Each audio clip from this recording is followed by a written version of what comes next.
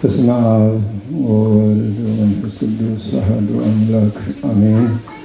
አቤቱ የምሕረት ይቅርታ ባለቤት እግዚአብሔር አምላካችን በቸርነቱ ይቅርታ በርባይ ሰዓተ መዓልቱን ባርከ ከክፉ ነገር ሁሉ ጠብቀ በያለንበት ሰብስበህ በፊትህ እንድንገኝ እንድንማጸነ ይችን ዕለት ይችን ሰዓት ባርከ ስለሰጠህን ክብር ምስጋና ለአንተ ይሁን።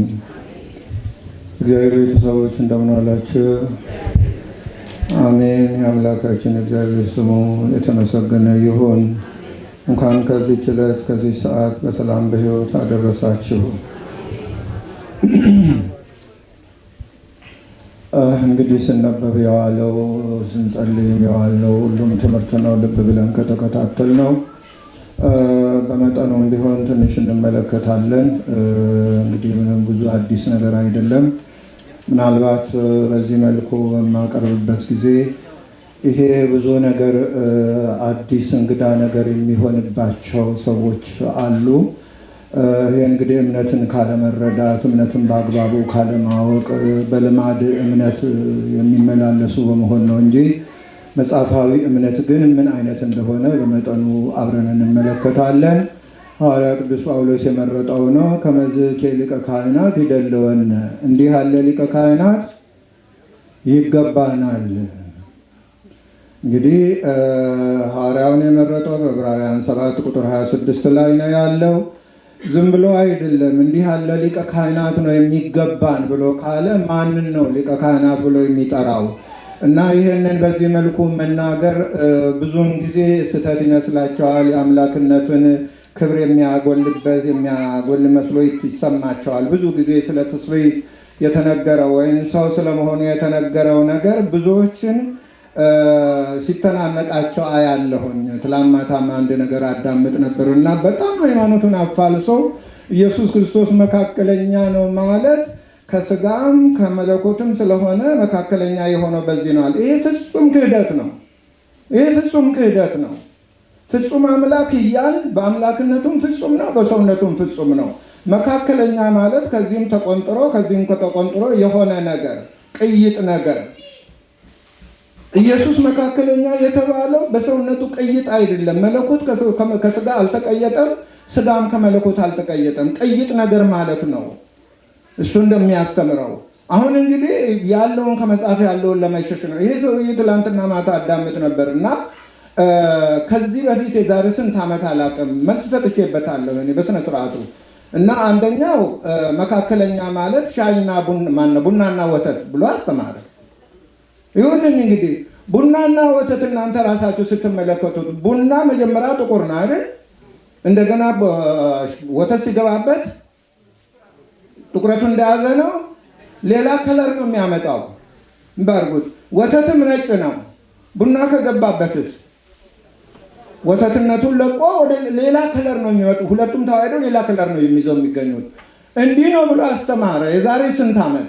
እሱንም አረባካችሁን ማንን ሰው እንደውም ደስ ይላቸዋል መሰለኝ፣ በዚህ መልኩ ይሄ ነገር ሲነገር ደስ ይላቸዋል መሰለኝ እንጂ ይሄ ስህተት ነው። ዛሬ ደግሞ ይሄ በቲክቶኩም በፌስቡኩም በምኑም ይሰራጫልና በስነ ስርዓቱ ካልተማር ነው በስነ ስርዓቱ ከመጽሐፍ ቅዱስ ጋር ካልተገናኘን በስተቀር ስህተቱ እንደ መዓት ነው በአየር ላይ እየፈሰሰ ያለው። ትናንት ማታ ቁጭ እየሳዳምጥ በስንት ዘመኑ ደግሞ ይሄ ሰው እየተመልሶ መጣ እያልኩን አሁን እንግዲህ የኢትዮጵያ ኦርቶዶክስ ተዋሕዶ ቤተክርስቲያን መድረክ ላይ ቆሞ ነው ያን የሚለፈልፈው። እኔ ምን አይነት በሽታ እንደተጠናወታቸው አላውቅም። ልብ ልትሉት ይገባል። በዛ አንጻር ነው ልናየው የሚገባ ነው። ኢየሱስ ክርስቶስን ሊቀ ካህናት ለማለት ይጨንቃቸዋል፣ ያንቃቸዋል ድባቡ። መጽሐፍ ቅዱስ ላይ የተገኘውን እንዲህ ካላልነውም ደግሞ እኮ ከአባቶቻችንም ሃይማኖት ውጭ ነው የምንሆነው።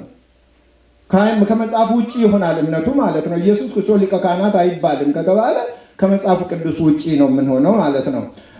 እንግዲህ በመጠኑ በዚህ ዙሪያ ላይ የምንነጋገረውና ሁላችሁም እንግዲህ እኔ በተቻለው መጠን ራሳችሁን ትረዱበታላችሁ በሚለው ሁኔታ ነው ይሄን አዘጋጀሁት። ሊቀ ካህናት በቃ ሊቀ ካህናት ማለት ምንድን ነው ራሱ ይባል ቃል በቃል ሲተረጎም የካህናት አለቃ ነው የሚሆነው። ይሄ አይደለም፣ ተግባሩ ነው የሚታየው። እንትኑ እልቅናው ሳይሆን ተግባሩ ነው። ሊቀ ካህናት በሰውና በእግዚአብሔር መካከል የሚቆም ሰውና እግዚአብሔርን የሚያስታርቅ ስለ ሰዎች ይቅርታ የሚጠይቅ አገልጋይ ነው ሊቀ ካህናት የሚባለው። እንግዲህ ልብ አድርጉት፣ ይሄንን መያዝ ግዴታ ይሆናል። ሊቀ ካህናት ምንድን ነው ሲባል በኢትዮጵያ ኦርቶዶክስ ተዋሕዶ ቤተክርስቲያን በትርጓሜ መጽሐፍ በአንድም ቦታ ላይ ሊቀ ካህናት የሚለው አስታራቃችን ብሎ ነው የተረጎሙት። ሁሉን ማየት ትችላላችሁ። መጽሐፍ ቅዱስን ቅዳሴውንም ሙሉን ነገር ማየት ትችላለህ። የዘመኑ ትውልድ ከራሱ ብቻ እንጂ መጽሐፍትን ስለማይመለከት ኢየሱስ ክርስቶስ እንዴት ሊቀ ካህናት ይባላል? እንደ ሊቀ ካህናትማ ካልተባለ አልዳንክም፣ ወይም ደግሞ ኢየሱስ ክርስቶስን አላወቅነውም ማለት ነው። በመጀመሪያ እኮ ከማመን በፊት ማወቅ ይቀድም ነበረ። እኛ እንግዲህ በተለምዶ እምነት ነው የመጣ ነው እና በጣም አስቸጋሪ ነው። እና ሊቀ ካህናት በሰውና በእግዚአብሔር መካከል የሚቆም ሰውና እግዚአብሔርን የሚያስታርቅ ስለ ሰዎች ይቅርታ የሚጠይቅ አገልጋይ ነው ሊቀ ካህናት ማለት። በኦሪቱ ሕግ መሰረት ከአሮን እስከ አብይ ሊቀ ካህናት ኢየሱስ ክርስቶስ አብይ ሊቀ ካህናት እሱ ነው፣ ታላቁ ሊቀ ካህናት። በኦሪቱ ሕግ መሰረት በአሮን ነው የሚጀምረው ሊቀ ካህናቱ። ከአሮን እስከ አብይ ሊቀ ካህናት ኢየሱስ ክርስቶስ ድረስ በክህነት ሥራ ያገለገሉ ብዙ ሊቃነ ካህናት ነበሩ። ስራቸው ምንድን ነው? በእግዚአብሔርና በሰው መካከል መቆም ነው። ይህን ቀጥታ ደግሞ ኦሪት ዘኍልቍ ምዕራፍ 16 ስታው ቀጥታ ታዩታላችሁ። እና ሰዎች በደሉ፣ ሙሴ ሂድና ጽናህን ወስደ መዓት መቅሰፍት ይወርዳል ከላይ። ግማሹ ረግፋል፣ ሰው ግማሹ ሕያው ነው፣ ግማሹ ረግፋል። እና እንደውም በሕያዋንና በሙታን መካከል ቆመ ይላል፣ አሮንን ማለት ነው። እንዲህ ስለሆነ ጽናውን ይዞ ይሄ እንግዲህ ማነው ቅዳሴ ላይ የምንለዋለን። አንድ ምንድን ነው እሱ? ማዕጠንት ዘወርቅ እንተ ጾርኪ በመሳት ቡሩክ ዘነሳ መቅደስ ዘይሰሪ ኃጢአተ ወይ ደመስስ ጌጋየ እንላለን። ይሄ ብሉይ ኪዳን ነው። የብሉይ ኪዳኑን ምሳሌ አምጥቶ ነው እንዲህ ያለ ብሩክ አሮን። ይሄን ነው አሁን ብሩክ ዘነሳ መቅደስ ያለው። ከመቅደስ ጽናህን ወስደ እጠንላቸው አስተስርላቸዋል። ሄዶ መዓት እየወረደ ከላይ እግዚአብሔር ተቆጥቶ መዓት እያወረደ ግማሹ ረግፋል፣ ግማሹ ሰሞታል፣ ግማሹ ያውን እዛ መካከል ቆሞ ያንን ዕጣን አቀረበ፣ ጸጥ አለ መቅሰፍቱ ማለት ነው። ይሄ ማለት ነው ሊቀ ካህናት ማለት። በሰውና በእግዚአብሔር መካከል ይቆማል፣ ሰውና እግዚአብሔርን ያስታርቃል ማለት ይሄ ነው። እና እስከ አብይ ሊቀ ካህናት ክርስቶስ ድረስ በክህነት ሥራ ያገለገሉ ብዙ ሊቃነ ካህናት ነበሩ። እነዚህ በየጊዜ ባቀረቡት መስዋዕት በጸለዩት ጸሎት አብይ ሊቀ ካህናት ኢየሱስ ክርስቶስ ያስገኘውን ሰላምና ነፃነት ሊያስገኙ አልቻሉም። መቆም ይቆማሉ፣ ይህንን ግን ማስገኘት አልቻሉም። አሁን በአብይ ሊቀ ካህናት ያገኘነው ፍጹም ሰላም፣ ፍጹም ነፃነት ነው ያገኘነው። እነሱ ጊዜያዊ ኃጢአት ነው የሚያስተሰርዩት እንጂ ዘላለማዊ ሕይወት አስገኙም ነበረ ማለት ነው። እና ሊያስገኙ አልቻሉም። ሐዋርያ የነዛን ጸሎትና መስዋዕት ግዳጅ መፈጸም አለመቻሉን ካስገነዘባቸው በኋላ በዘመኑ ለነበሩ ሰዎች ማለት ነው። እስከዛ ድረስ የነበሩት ሊቃነ ካህናት የሚያቀርቡት ጸሎት፣ የሚጸልዩ ጸሎት፣ የሚያቀርቡት መስዋዕት ግዳጅ መፈጸሙን አለመቻሉን ካስገነዘባቸው በኋላ ሰዎች የአዲስ ኪዳን ሊቀ ካህናት ኢየሱስ ክርስቶስን ተቀብለው በአዲስ ኪዳን ሊቀ ካህናት አገልግሎት እንዲጠቀሙ ከኦሪት ወደ አዲስ ኪዳን እንዲሸጋገሩ ለማድረግ ምን አለ? እንዲህ ያለ ሊቀ ካህናት ይገባናል አለ ማለት ነው። ይሄን ጽሑፉ እዛ ላይ ስታነቡት እነሱን እያነጻጸረ ይሄ እንዲህ ነው፣ ኢየሱስ እንዲህ ነው፣ እነሱ እንዲህ ነበሩ፣ ኢየሱስ እንዲህ አድርጎ አዳነን እያለ መጥቶ ነው ከመዝ ሊቀ ካህናት ይደለወናል፣ እንዲህ ያለ ሊቀ ካህናት ይገባናል። በአንድ ጊዜ አሁን ከነሱ የሚለይበት ብዙ ነው ነገሩ። ልብ አድርጉት። አንደኛ እሱ የባህሪ አምላክ ነው። ይሄ ነው ትልቁ ችግራቸው። ደግሞ ኢየሱስ አማለደ፣ ኢየሱስ አስታረቀ ሲባል የባህሪ አምላክነቱን የሚያጣ ባዶውን የሚቀር ይመስላቸዋል። ይሄ ክርስቶስን አለማወቅ ነው። ኢየሱስ አማለደ ካልክ የባህሪ አምላክነቱን አስቀረህበት ማለት አይደለም። ሥጋ የለበሰው ለዚህ ነው። ይህን በአደባባይ ጨክነን መመስከር ይገባናል። ይህን ካላመንክ አትድንም። የዳንከው በኢየሱስ ክርስቶስ አገልጋይነት በኢየሱስ ክርስቶስ መስዋዕት ነው። ይሄን መስዋዕቱን ከንቱ የምታደርግ እናያለን። በመስቀል ላይ ጮኸን አይደለም የምንለው? እንዲህ ነው የጮኸው። ምን ተቸግሮ ነው የጮኸው? ለዚህ ጩኸት ትክክለኛ ትርጉም የማንሰጥ ከሆነ ውሸታችን ነው። በኢየሱስ ክርስቶስ አናምንም ማለት ነው። ጩኸቱ ውጤት አለው። ውጤቱ ምንድን ነው? ለምን ጮኸ? ራሱን ማዳን አቅቶት? ይህንን ልብ ልንለው ይገባል። እና እንዲህ ያለ ሊቀ ካህናት ይገባናል አላቸው። የአዲስ ኪዳን ሊቀ ካህናት ልብ አድርጉት እንግዲህ ልዩነቱን። በአንድ ጊዜ ጸሎትና ምልጃ።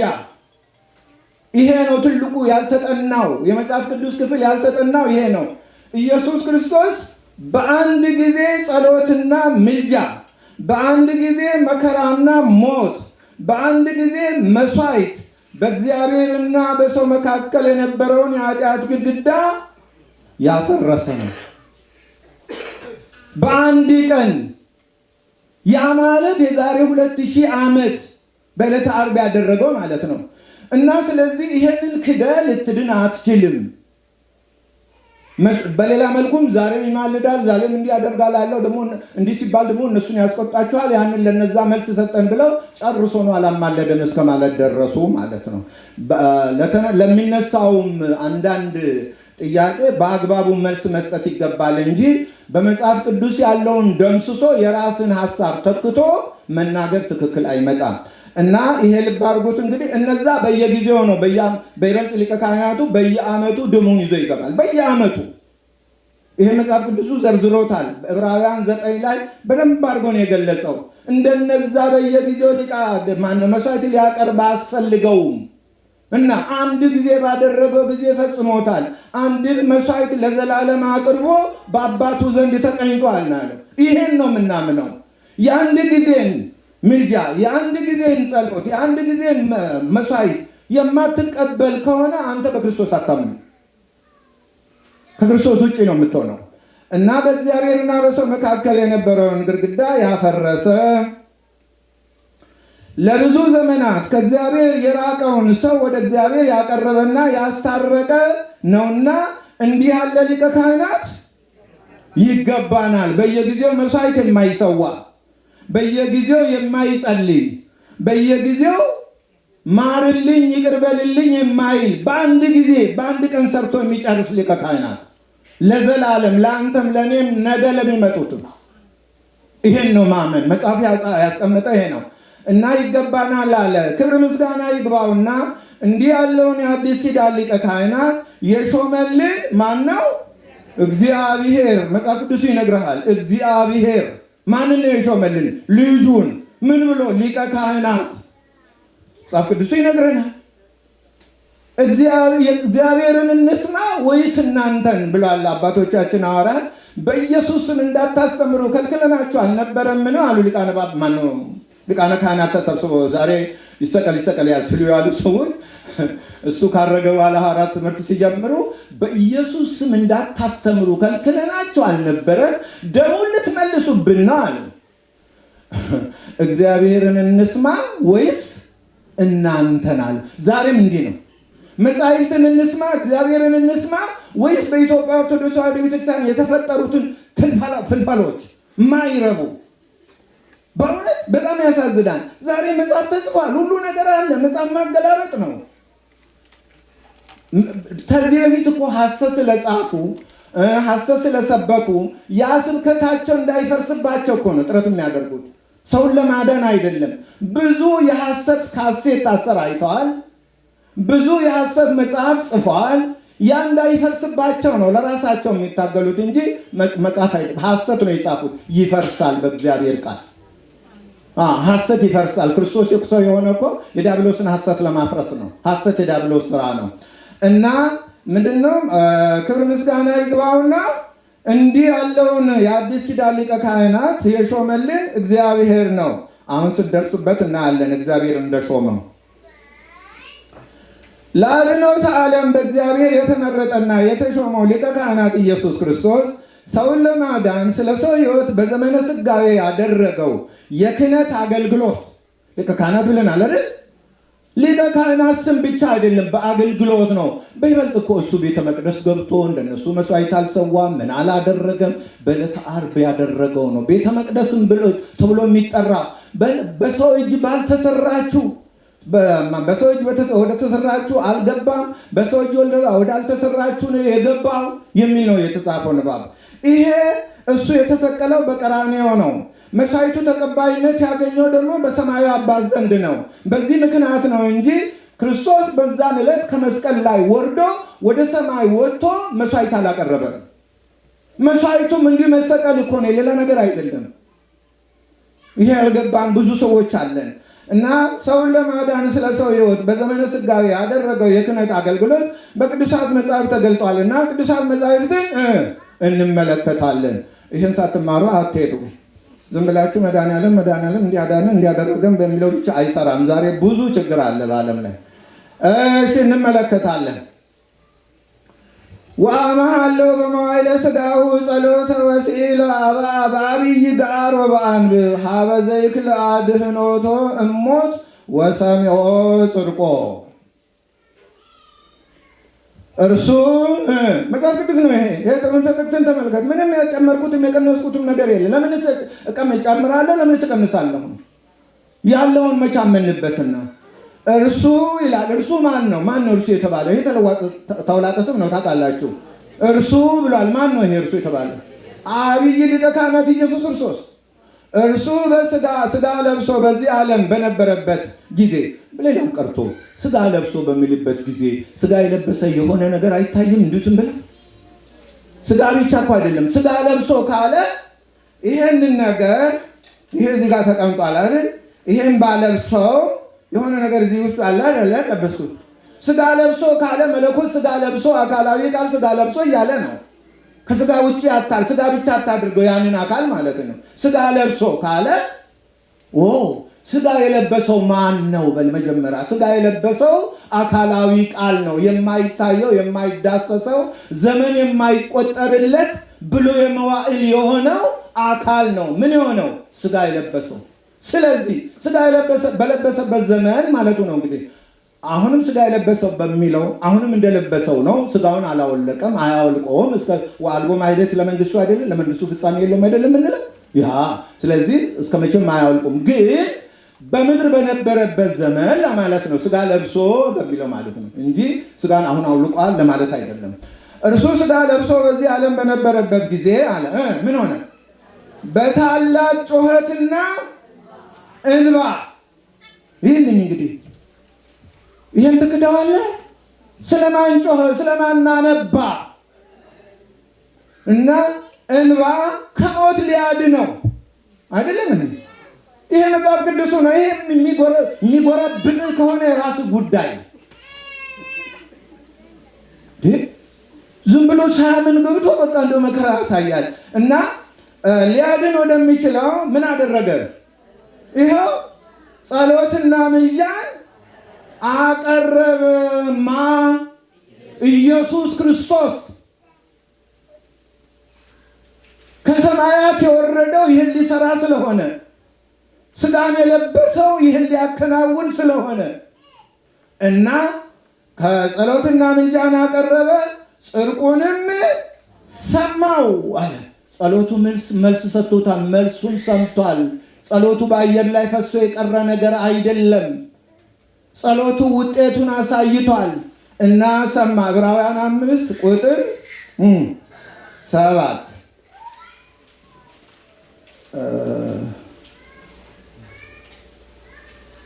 ምንድነው ዘለልኩት?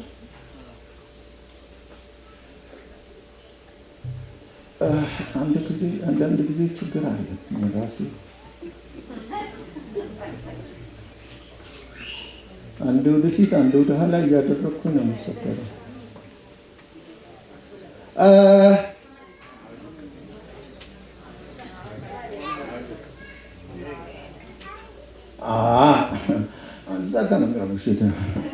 እንታወቃለን። ዐቢይ ሊቀ ካህናት ኢየሱስ ክርስቶስ እንዲህ እንደሚያደርግ ይኸውልህ እንግዲህ እንዲህ እንደሚያደርግ ምንድን ያደረገው? ጸሎትን ከእንባ ጋር በብዙ ጩኸት እንደሚያቀርብ ነቢይ ኢሳይያስ ምን አለ? ከአመፀኞች ጋር ተቆጠረ። ሁለት አመፀኞች ነበሩ፣ ግራና ቀኝ። እኛ አብረን አላቀረብናቸው፣ አንፈልጋቸውም እነሱ። እኛ እናቱንና ቅዱስ ዮሐንስን ነው ግራና ቀኝ ያደረግነው። ግን እሱ የተሰቀለው በሁለት አመፀኞች መካከል ነው አይደል? ይሄንን ኢሳይያስ ቀደም ብሎ ከጌታ ልደት በፊት በ700ኛ ዘመን ላይ የነበረው ከአመፀኞች ጋር ተቆጠረ፣ እርሱ የብዙዎችን ኃጢአት ተሸከመ። ከዛስ ስለ አመፀኞችም ማለደ። ስለ አመፀኞችም ማለደ። በሞቴ በፊት ከፊታችሁ ያለውን ቀዩ መጽሐፍ ቅዱስ ተመልከቱት። ፍቃ አወጡት። የኢትዮጵያ ቤተክርስቲያን ፍቃ አወጡት። ይሄንን ስለ አመፀኞች ማለደ የሚለውን ማለት አይፈልጉማ። በራሳቸው መንገድ ነው መሄድ የሚፈልጉ። ብዙ ፍቃል፣ አዲስ ኪዳንን ፍቃል። ይሄንንም ከኢሳይያስ ላይ ሙልጭ አድርገው አወጡት። ለምን አላደረገም ኢየሱስ? ይሄንን ማለት ስለ አመፀኞች ማለደ ብሎ ትንቢት ተናግሮ ነበር። በ66ቱ ላይ ስትመለከቱት ቁጥሩንም ምዕራፉንም አስቀምጬላችኋለሁ። ኢሳይያስ ምዕራፍ 53 ቁጥር 12 ላይ ይሄን እናገኛለን። ልብ አድርጉ። ዝም ብዬ አይደለም የምናገረው፣ መስክሬ ማለት ስላለበት። ማንም ይሁን ማንም ከዋሸ፣ በእግዚአብሔር ቃል ላይ ከዋሸ ዋሽተሃል፣ ዋሽ ሆነ፣ አንተ ስተህ ሌላውን ታሳስታለህ ብሎ ሊነገረው ይገባል። ቀጥል እንግዲህ ይህንን አየነው። ልብ አድርጉት። እንግዲህ ዕብራውያን ላይ በእንባና በጩኸት ጸሎትና ምልጃን አቀረበ አለ። እንዲህ እንደሚያደርግ ኢሳይያስ ደግሞ አስቀድሞ ታይቶት ነበርና ስለ አመፀኞች ማለደ ብሎ አቀረበ ማለት ነው። አሁን ቅድም እንዳልኳችሁ ማን ነው ኢየሱስ ክርስቶስን ሊቀ ካህናት ያለው ብሎ ለመጀመሪያ የሰየመው ለምለው እዚህ ላይ ደግሞ መልሱን ታገኙታላችሁ። ወሰማዮ እግዚአብሔር ሊቀ ካህናት ዘላለም በከመ ሲመቱ ለመልከ ጼዴቅ። እግዚአብሔር ምን አለ? እንደ መልከ ጼዴቅ ሹመት ለዘላለም ሊቀ ካህናት አለው። ማንን? ኢየሱስ ክርስቶስን። ስለዚህ ኢየሱስ እግዚአብሔር ሊቀ ካህናት ብሎ ነው ልጄ የእናንተ ሊቀ ካህናት። ልብ አድርጉ እንግዲህ ሊቀ ካህናት ካለ በእኔና በእናንተ መካከል የሚቆምላችሁ ማለት ነው አይደል? ሌላ ምን ካለ? ሊቀ ካህናት ቅድም መጀመሪያ ነገርኳቸው፣ አትርጉሙን። በሰውና በእግዚአብሔር መካከል የሚቆም ነው እያቸዋለሁኝ። እንዲህ ከሆነ አሁን እግዚአብሔር እንደ መልከ ጼዴቅ ከነዚህ ከአሮን ጀምሮ ከነበሩት ሊቃነ ካህናትን አልፎ ማን ነው መልከ ጼዴቅ መኖሩን እንጂ ቤት ዘመን እንዳገለገለ በምን መልኩ እንዳገለገለ በመጽሐፍ ቅዱስ የተመዘገበ ነገር የለም። እንዲሁ ብቻ ለዘላለም ካህን ነው የሚል ነው መጽሐፉ የሚያሳየው ማለት ነው። በዛ መሰረት ልብ አድርጉት። መልከ ጼዴቅ በዚህ ቀን ተወለደ፣ በዚህ ቀን ሞተ የሚባለውም ነገር የለም። ትውልድም ስላልተቆጠረለት እናትና አባት የሉትም ይላል። አለእናትና አለአባትማ የሚገኝ የለም አይደል እንዴ? ስላልተቆጠረ ስላልተጻፈ መጽሐፍ ቅዱሱ አባትም እናትም የሉትም፣ አልተቆጠሩለትም ማለት ነው። በዚህ ቀን ተወለደ፣ በዚህ ቀን ሞተ አይባልም። ስለዚህ ክህነቱ ደግሞ ለእሱ ዘላለም ነው ብሏል። እንግዲህ ማን እንደሚያገለግልበት አላውቅም እኔ እና እግዚአብሔር እንደ መልከ ጼዴቅ ሹመት የዘላለም ሊቀ ካህናት አለው ይላል። የመልከ ጼዴቅን ባናት የኢየሱስ ክርስቶስ ክህነት ዛሬም እያገለገለን ነው። ተግባባን? ከዛ ወዲህ የተሰዋልን አለ፣ ከዛ በኋላ ያገለገለን ሰው አለ። እሱ በአንድ ቀን ባገለገለው አገልግሎት ነው ነፃ ወጥተን የምንኖረው። ነገ መንግስቱን እንወርሳለን ብለን ተስፋ የምናደርገው እሱ በዕለተ ዓርብ ባደረገው የክህነት አገልግሎት ነው። የክህነት አገልግሎት ሲባል ምናልባት ልብሰ ተክህኖ ለብሱ አምሮበት እንደኛ ተብረቅርቆ እንዳይመስለን መከራ ተቀብሎ ልብ አድርጉት። እዚህ ላይ እግዚአብሔር ኢየሱስ ክርስቶስን ሊቀ ካህናት እንዳለው ለማሳየት ነው ይሄን ያመጣው። እግዚአብሔር እንደ መልከ ጼዴቅ ሹመት ለዘላለም ሊቀ ካህናት አለው። ዕብራውያን 5 ቁጥር 10 ላይ ታገኛለህ። ልጁን የዘላለም ሊቀ ካህናት አንተ ነገም ለሚመጡም እስከ ዕለተ ምጽአት ለሚነሱት ሁሉ ሊቀ ካህናት ነው ማለት ነው። እሱ በሰራው ስራ ነው የሚድኑት ማለት ነው። እግዚአብሔር የዘላለም ሊቀ ካህናት ያለው ልጁ ኢየሱስ ክርስቶስ በሥጋ ወራት ጸሎትና ምልጃን ያቀረበው በታላቅ ጩኸትና እንባ እንደሆነ በቅዱሳት መጽሐፍ ተገልጿልና በርግጥ ይህን ማቅረቡ ማለት ነው እና ያለን ያንን ጸሎት ያን ጩኸት እናያለን እና ተገልጿልና ኢየሱስ ክርስቶስ ያደረገውን በአግባቡ ማወቅና ማመን ይገባናልና እምነታችን በመጽሐፍ ላይ የተመሰረተ መጽሐፋዊ እምነት እንዲሆን ቅዱሳት መጻሕፍትን እንመልከት። እምነታችን መጽሐፋዊ መሆን አለበት በግድ። እስከ ዛሬ ድረስ ምንም አልነበረም። እስከ ዛሬ ድረስ በቃ እንደፈለግን መጥተናል። ምን የሚሰማም ነገር የለም፣ የሚጠይቅም የለም፣ የሚያደናቅፍም ነገር የለም። ምን እንደያዝንም ባናቅም ተሸፋፍነን እዚህ ደርሰናል። አሁን ግን እንደዛ ማለት አይቻልም። አሁን እምነቱን ያወቀ ብቻ ነው ዘመን ያመጣውን የክህደት ማዕበል ተሻግሮ ወደ እግዚአብሔር መንግሥት መግባት የሚችለው። እምነቱን በአግባቡ የተረዳ ሰው ብቻ ነው፣ ሌላ ሊሻገር አይችልም። እና እንመልከት መጽሐፍን ማለት ነው። እሺ እንግዲህ አሁን ወደዛ እንሄዳለን። እንባን እንዴት እንዳፈሰሰ እንዴት እንደማለደ እንመለከታለን። ወፂኦ ሆረረ ከመ ያለምድ ይጼሊ ደብረ ዘይት ወተለው አርዳዩ ወበፂኦ እየ ይቤሎሙ ጸልዩ ከመ ይትባኡ ውስተ መንሱት ወተዓተተ እምኔሁ መጠነ ሙጋረ እብን ወሰገደ ወጸለየ እንዘ ይብል አባ ለመ ትፈቅድ አግህሶ ለዝንቱ ጽዋ እምኔ ወባይቱ ፈቃደ ዚአከ ይኩን ወአኮ ፈቃደ ዚአየ። እንዲሰሙት ብዬ ይሄ የጴንጤ ነው እንዳይሉ ማለት ነው። መጽሐፍ ቅዱስ ጴንጤ መጥቶም ይላል ባርኩት። እንግዲህ ወንጌላዊ ነው፣ ይሄን እንደርስበታለን። ወጥቶም እንዳስለመደ ይላል። ኢየሱስ እንዳስለመደ ይጸልያል ማለት ነው። ምክንያቱም መጽሐፍ ቅዱስ ላይ ብዙ ጊዜ እንደጸለየ ያሳያል። መጽሐፍ ቅዱስ ላይ ጥቂቶቹ ምን እንደጸለየ ሲገልጹ፣ ጥቂቶቹ ግን መጸለዩን እንጂ ምን ብሎ እንደጸለየ አይናገሩም። ምንም የተነገረ ምንድን ነው የጸለው? መጸለይ ማለት መለመን ነው አይደል? መቼም እንደሚገባ መለመን ምንድን ነው የለመነው ይባል አንዳንድ ቦታ ምንም የለም፣ ጸለየ ብቻ ነው የሚለው። ወጥቶም እንዳስለመደ ይላል። እንግዲህ ልብ ወንጌላዊ እንዳስለመደው ካለ ምንድን ነው ያስለመደው? ጸሎት ማለት ነው። እንዳስለመደው ይጸልይ ዘንድ አንዳንድ ጊዜ ደግሞ ከዚህ አካባቢ ማለት እሱ ራሱ አምላክ ነው ወደ ማን ይጸልያል የሚለው አለ። ወንጌል ነው እንደዚህ አይነት አባባል። ወንጌሉ እንዲህ እያለ ወንጌልን እንስማ ወይስ እነዚህ ዋናፎቹን እንስማቸው? እና ሊጸልይ ወደ ደብረ ዘይት ሄደ። ደቀ መዛሙርቱም ተከተሉት። ከዛ ደርሶ ወደ መከራ እንዳትገቡ ጸልዩ አላቸው።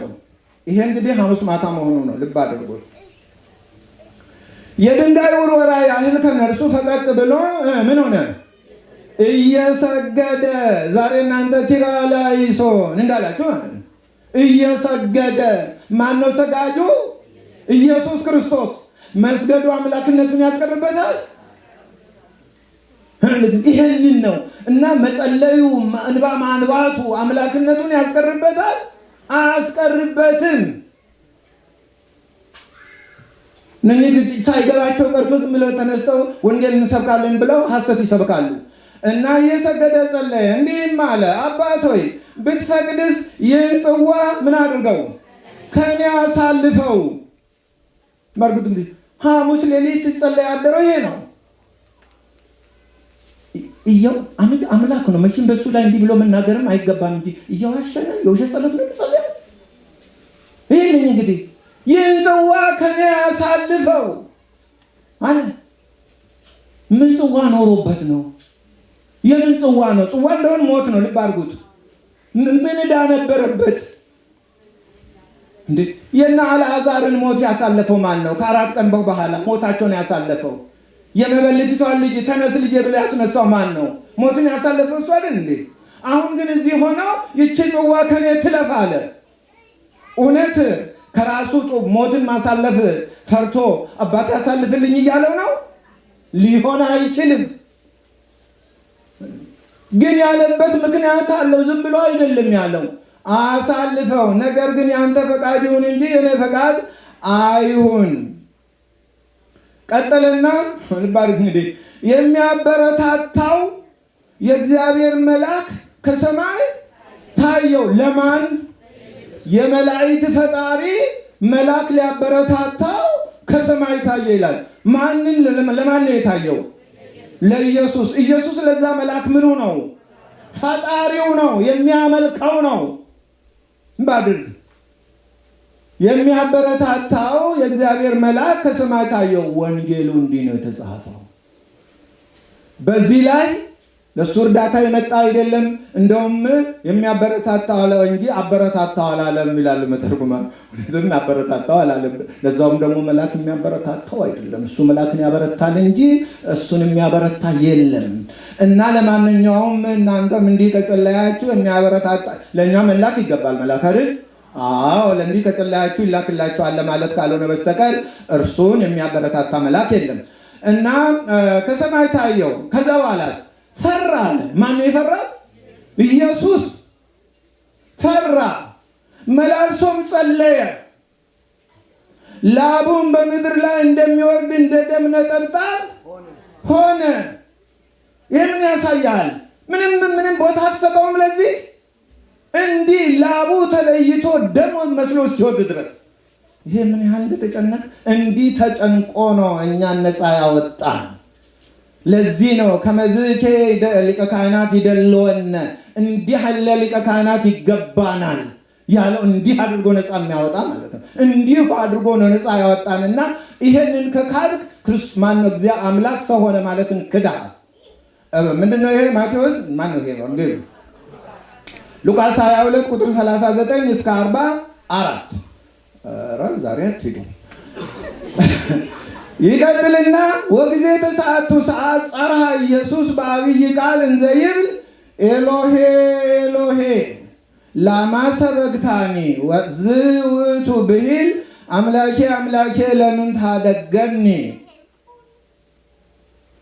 በዘጠኝ ሰዓትም ኢየሱስ ምን አለ? ኤሎሄ ኤሎሄ ላማ ሰበቅታኒ። በሀገራቸው ቋንቋ ማለት ነው። እነሱም ብዙ የገባቸው አይመስለኝም። ቋንቋውን እነሱ በሙሉ እዛ የተሰበሰበ ህብረተሰብ ቋንቋን የሚያውቁ አይመስለኝም። ለምን ብትሉኝ ኤሎሄ ኤሎሄ ላማ ሰበቅታኒ በሚልበት ጊዜ ኤልያስን ይጠራል አሉ። ወንጌሉ ስታነቡት እስቲ አሁን መጥቶ ኤልያስ አሁን ኤሎሄ ማለትና ኤልያስ ማለት ምን ያገናኘዋል? እንግዲህ ቋንቋውን በደንብ አይሰሙትም ማለት። እኛም እንኳን አንዳንድ ጊዜ እንደዚህ የራሳችንን ቋንቋ እንኳን በደንብ እንኳን አናውቀውም አይደል? እንደዛ ሆነው ባጭውን ይመስለኛል። ግን ተርጓሚ ምን አለ? በዘጠኝ ሰዓትም ኤሎሄ ኤሎሄ ላማ ሰበቅታኒ ብሎ በታላቅ ቃል ጮኸ። ይኸውም ምን ማለት ነው?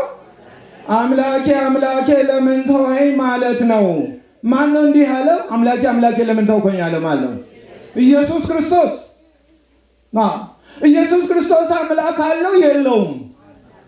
እንዴ ይሁን ባቡን እያነበባችሁ አለው የለውም? አምላኬ እኮ ነው ያለው አለው። ለምን? ስጋ በስጋ ፈጥሮታል እኮ። ያ ስጋ ፍጡር ስጋ ነው። ይሄን እዚህ ላይ እኮ ነው ችግራቸው። በስጋ ፍጡር ነው ማለትን ያ በስጋ ፍጡር ነው ማለት ስለተናነቃቸው እንዴት አድርጎ አልፎ ተርፎ ይህንን ቃል ሊቀበሉ? በስጋ ፍጡር መሆኑን ያመነ ሰው ይሄን መቀበል አይቸግረውም። አምላኬ አምላኬ ለምን ተወኝ ማለት ነው። ማቴዎስ 27 ቁጥር 46። እሺ ይሄን የተረጎሙት አባቶች አሉ። አሁን ወደ ትርጓሜ ትክክለኞቹ እንዲህ ተረጉሙታሉ። ልብ አድርጉ። ለዚህ ነው የኢትዮጵያ ቤተክርስቲያን ቀደም ያሉት አባቶች ጥሩ ትርጉም ያላቸው፣ አዲስ ኪዳንን በአግባቡ የተረዱ፣ ክርስቶስን በደንብ ያወቁ ናቸው። የዛሬዎቹ መጽሐፍን አይመለከቱም፣ የራሳቸውን ወሬ ብቻ ነው የሚያወሩት ማለት ነው። እና እነኚህ የኛዎቹ አምላኬ አምላኬ የሚለውን ከሐዋርያ ማን ነው ከቅዱስ ጳውሎስም መልእክት ከቅዱስ ጴጥሮስም መልእክት ጥርቅ አድርገው አወጡት። ምን የሚለውን የጌታችን ኢየሱስ ክርስቶስ አምላክና አባት ይባረክ የሚለውን አምላክ የሚለውን አጥተው የኢየሱስ ክርስቶስ አባት ብቻ ብለዋል። አምላክ ላለ ማለት ነው ስጋዌን መፋቅ ነው። ከእግዚአብሔር ቃል በላይ መሆን ነው። ከእግዚአብሔር ቃል ጋር አትጋጭ፣ ራስን አስተካክል።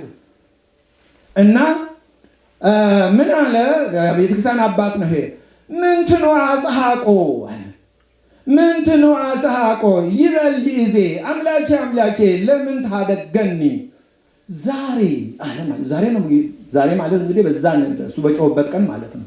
ዛሬ አምላኬ አምላኬ ለምን ተወኝ ይል ዘንድ ምን አተጋዋል? የሊቁ ማን እንደሆነ እንደርስበታለን። ምን አተጋው? ምን ነበረ ችግሩ? እንዲህ ለማለት የፈለገበት ምክንያቱ ምንድን ነው ብለው ማለት ነው። እንዲህ ጠይቆ መልሱንም አግኝቶ ለመልሱንም ጽፎ አለፈ። እግዚአብሔር ጸጋውን ያብዛለት እና ምን አተጋው? የሱ ጥያቄ ነው ይሄ አንክሮ ጥያቄ ነው። ልባርኩት የአንክሮ ማድነቅ። አሁን አምላክ ከሰማይ ወርዶ የሰው ሥጋ ለብሶ በእንጨት ተሰቅሎ አምላክ የአምላኬ ለማለት ምን አተጋው? አድናቆት ነው። እኛስ አለ ይህን ያለበትን ምክንያት ልብ አድርጉት። እኛስ ቀድሞ አዳም በበደለ ጊዜ የተሰራችለትን ትእዛዝንም ባፈረሰ ጊዜ ምን ሆነ?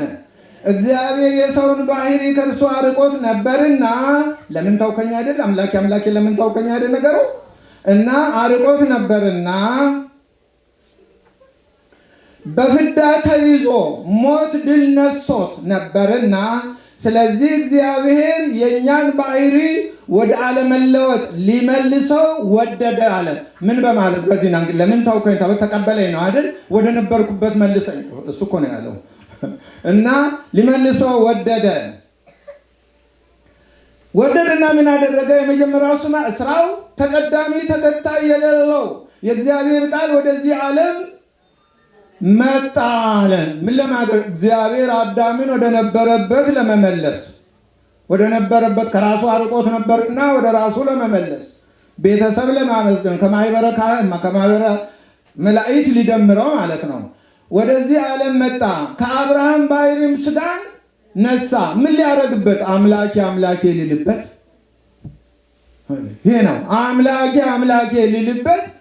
ከአብርሃም ባህሪ ሥጋን ነሳ። የአዳም ባህሪ አስቀድሞ የተያዘባቸውን የሰው ልጅ በሙሉ ማለት ነው። የአዳም ባህሪ ቀድሞ የተያዘባቸውን የቀደመ ፍዳንና መርገምን ያጠፋ ዘንድ ወንድሞቹን መሰለ። እነማን ናቸው ወንድሞቹ? እነማን ናቸው? ሰው ሆነ የተፈጠረው ሁሉ። አሁን ሰው መሆኑን ብቻ ነው የሚያሳየን። ልብ አድርጉት። ወንድሞች የሚለው በመጽሐፍ ቅዱስ አንደኛ ሰው መሆን ሰውን ሁሉ የሚወክል ይሆናል። በሌላ ጊዜ በእምነት ደግሞ ወንድሞቼ እንላቸዋለን። እግዚአብሔርን ቃል የሚሰሙት እናትና ወንድሞቼ ይፈልጉሃል ተብሎ አንድ ጊዜ ጉባኤ ሰርቶ ሲያስተምር ሰዎች መጡና ከውጪ እናትህና አባትህ የሚለው ነገር ውስጥ ይገባ እናትህና ወንድሞቼ ይፈልጉሃል አለ እና መለሰና ለጠየቀው እናትና ወንድሞቼ ይፈልጉሃል ብሎ ለጠየቀው ምን ብሎ ነው የመለሰው? እሱ እናቴ ማናት ወንድሞቼስ እነማን ናቸው ብሎ ነው የመለሰው። ከዛም በኋላ ምን አደረገ ይላል? እጆቹን ወደ ጉባኤ ወደ ህዝቡ ዘረጋና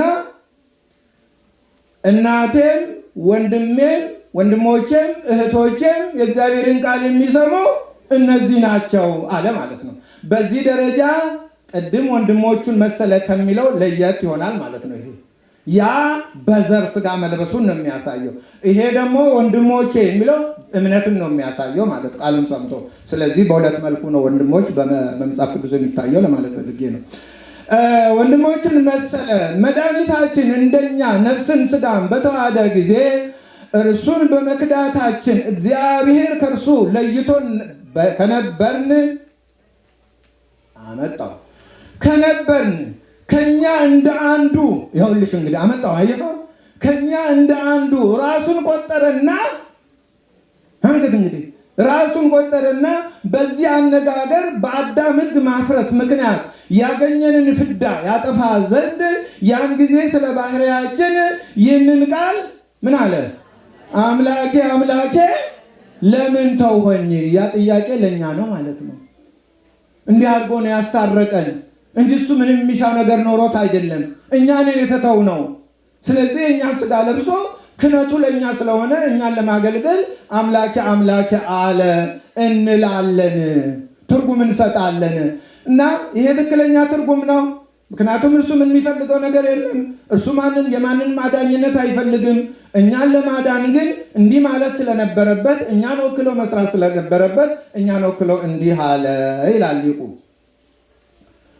ቀጠለና ወሰአሎ ለአብ ያይልፍም እኔነ መዓተር ዘረከበነ እምቅድም። እርሱ ለራሱ ልመናን የሚሻ መስሎ አይደል? አምላኬ አምላኬ ማለት ስለራስ ይመስላል አይደል? እርሱ ስለ ራሱ ልመናን የሚሻ መስሎ ምን መስሎ ምን ሆነ? ከጥንት ጀምሮ ያገኘንን ፍዳ ከኛ ያርቅ ዘንድ ምን አደረገ? አብን ማለደ። አየሁ ይሄ ነው መጽሐፉ። በማዛ አይደለም የጻፈው መጽሐፉ። እና አብን ማለደው ትክክል። ይሄ ቅዱስ ቄርሎስ ይሄው ቅዱስ ቄርሎስ ጀግናው እና ሃይማኖተ አበው ዘቄርሎስ 79 ቁጥር 36 እስከ 38 ጨርሰናል። እናንተም የትምህርት ማብቂያ የለውም እያላችሁ ውስጣችሁን ታወራላችሁ። ይሄ ብቻ ነው ግድ የላችሁም። ወረደ ከመ ያዕርገነ ሀበ ሀገሩ አርያማዊት ሀባሎ ወላዲሁ ወሶብዒ ጸለየ ለአቡሁ እምይመሰለ ኪያነ ወእመኒ ጸለየ ኩለንታሁ ምስለ አቡሁ ወብነሂ ተመሰለ ወጸለየ ከመ ናይምር ከመ ውእቱ ኮነ እምኔነ ወተወካፌ ጸሎትነ ውእቱ ምስለ አቡሁ ወመንፈስ ቅዱስ። ይሄ ነው አየኸው። ስለ ትስብእቱ ስለ ሥጋው ስናወራ አምላክነቱን እየረሳን አምላክነቱን የሚያስገደን መሆን የለበትም። ንባቡን በአግባቡ ነው ቦታ የምናል። እኛ እንኳን ልብሳችን እንኳን ስለብስ በአግባቡ ነው አይደል? ሱሪ ባንገት አለ እንዴ? የለም አይደል? በአግባቡ ነው አይደል? ሱሪ በዚህ ይገባል አይገባም አይደል? ሃይማኖቱ እንዲህ ነው። ተመልከት። በትስብእት ላይ የሚነገረውን የምትፈራ ከሆነ ክርስቶስ ሰው ሆነ ብለህ አታምንም ማለት ነው።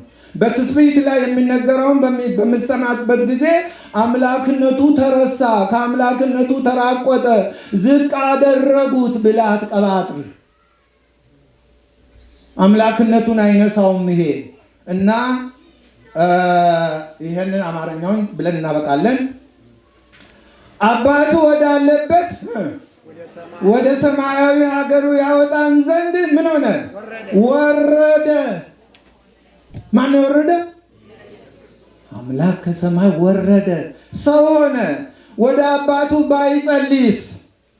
አየህ፣ ወደ አባቱ ባይጸልይስ እኛን ባልመሰለም ነበር። እኛን መሰለ፣ እንደኛ ሆነ ካል እንደኛ የሚበላ እንደኛ የሚደክም እንደኛ የሚታመም እንደኛ የሚጸልይ ነው እና ባይጸልይ እኛን ባልመሰለም ነበር። ቢጸልይም ሁለንተናው እዚህ ይጸልያል፣ እዛ ደግሞ ልብ አድርግ። እንዲህ ነው ማመን። እዚሁ እኮ አሳይቶታል። እዚሁ እኮ ከፈያታዊ ከወንበዴዎቹ ጋር ተሰቅሏል አይደል? መንግስተ ሰማያት አገባሃለሁ አለ፣ ገነት አገባሃለሁ አለ አይደል? ይሄ እኮ ነው የአምላክነቱ ስራ። እዚሁ እኮ አሳይቷል። ሰው ዝም ካልደነቆረ በስተቀር እዚህ አይሁድ በእንጨት ላይ የወጠሩት ስጋ ወይም ደግሞ አምላክ በገነት ከኔ ጋር ትሆናለህ። ይሄ አምላክነቱን ስራ ሰራ ማለት ነው። በዛም ጊዜ እኛን ባልመሰለን ቢጸልይም ሁለንተናው ከአባቱ ጋር ነው። እኛንን መሰለናል። እንዴት አድርጎ መሰለን? እስቲ ንገሩኝ። እንዴት አድርጎ? በዛሬቱ ዕለት ብቻ እኛን የመሰለበትን የዛሬውን ብቻ እስቲ ንገሩኝ። ምን አለ እኛን በመምሰሉ? እስካሁን የነገርኳችሁ አንድም አልተያዘለም። ልባችሁ የለማ ሄዷል እኮ። ቤት ነው ያላችሁት። ምንድነው እስካሁን የነገራችሁ? እኛን የመሰለበትን እስቲ እንደው ከጠቀስኳቸው ጥቅሶች መካከል ምንድነው? ይህች ጽዋ ከኔ ትለፍ። አንድ አምላኬ አምላኬ የኛ ስራ አይደል እንዴ? መስገድ መጸለይ የኛ ስራ አይደል እንዴ? ይሄን ጠቅሼ አሳይቻችኋለሁ ከወንጌል እስከ ሊቃውንት መጽሐፍ። ስለዚህ እኛንም መሰለን አለ። እኛን መሰለን ሰው በመሆን ብቻ ሳይሆን ሰው የሚሆነውን ሆኖ ሰው የሚያደርገውን አድርጎ እና ከኛ ወገን እንደሆነ እናውቅ ዘንድ ምን አደረገ? ጸለየ። ይህን አትካዳ። ጸለየ ማ? ኢየሱስ። ሰዎች እኮ በምድር ተሳለነ ወልደ ዳዊት እያሉ እኮ ወደሱ ነበር የሚጸልዩት አይደል? የዳዊት ልጅ ሆይ ማረን፣ ይቅር በለን፣ ከፈለክ ከወደድክስ እኔን ማንጻት ትችላለህ እየተባለ የሚጠየቀው ወድጃለሁ ንጻ አይደለም የሚለው። ሰዎች ወደዚህ ይጸልዩ ነበረ። እርሱ ደግሞ ምን አደረገ? ጸለየ። ያንን አይነሳውም፣ ያንን አያፈርሰውም። መጸለዩ አምላክነቱን አያስቀርም። አምላክነቱ መጸለዩን አይከለክለውም። በኢየሱስ ላይ እንዲህ ነው የምናየው። እንዲህ ሊሆን ነው ስጋ የለበሰው ማለት ነው። አለበለዚያ ይሄን ስራ አሁን አብ መንፈስ ቅዱስ አይሰሩትም። ይሄ አሁን እሱ የሰራውን ስራ አብ መንፈስ ቅዱስ አይሰሩትም። ለምን? ስጋ አልለበሱም፣ ሰው አልሆኑም እነሱ።